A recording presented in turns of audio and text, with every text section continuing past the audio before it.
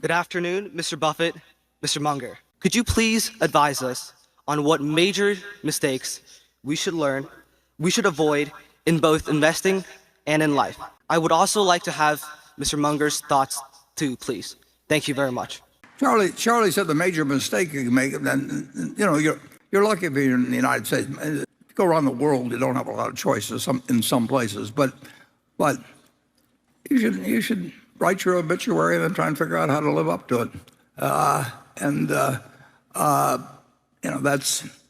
That's something you get wiser on as you go along. The business mistakes, you just want to make sure you don't make any mistakes that take you out of the game or come close to taking you out of your game.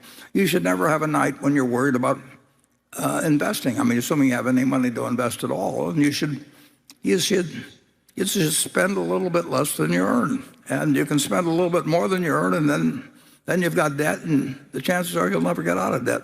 I'll make an exception in terms of a mortgage on your house, but credit card debt, we're in the credit card business big time, and the world will stay in the credit card business. But why get behind the game? And if you're effectively paying 12 or 14 or whatever percent you're paying on a credit card, you're saying I'm going to earn more than 12 or 14% of money, and if you can do that, come to Berkshire Hathaway. So it's I hate to say this when Charlie's around me, but it's straight out of Ben Franklin. I mean, and it's not that complicated. Well, I'll give you a couple lessons. So, Tom Murphy, the first time I met him, said two things to me. He said, always tell someone to go to hell tomorrow.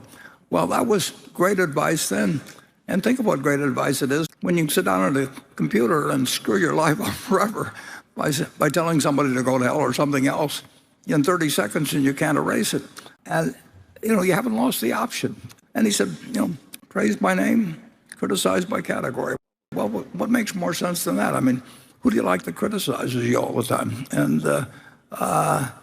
you don't need to vilify anybody to make your point on subjects of discussion. And then I'll give you another general piece of advice. I've never known anybody that was basically kind that died without friends.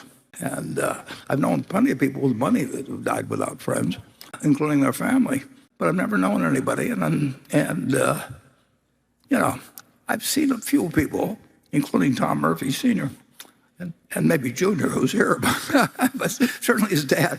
I never saw him. I watched him for 50 years. I never saw him do an unkind act. I didn't see him do very many stupid acts either. I mean, it wasn't that he was non-discriminating. He just decided that there was no reason to do it. And wow, what a difference that makes in life. Charlie?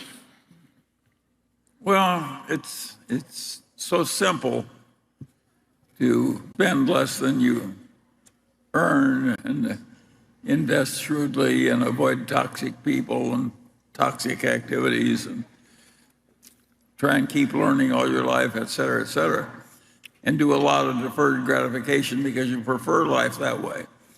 And if you do all those things, you are almost certain to succeed. And if you don't, you're going to need a lot of luck. And you don't want to need a lot of luck. You want to go into a game where you're very likely to win without having any unusual luck. I'd add one more thought, too.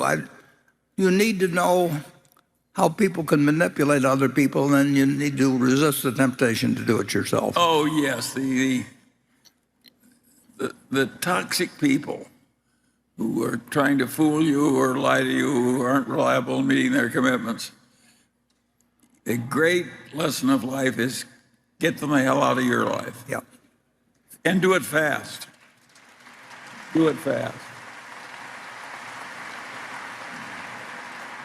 And I would add, Charlie would totally agree with me, do it tactfully if possible, too. But do get them out of your life.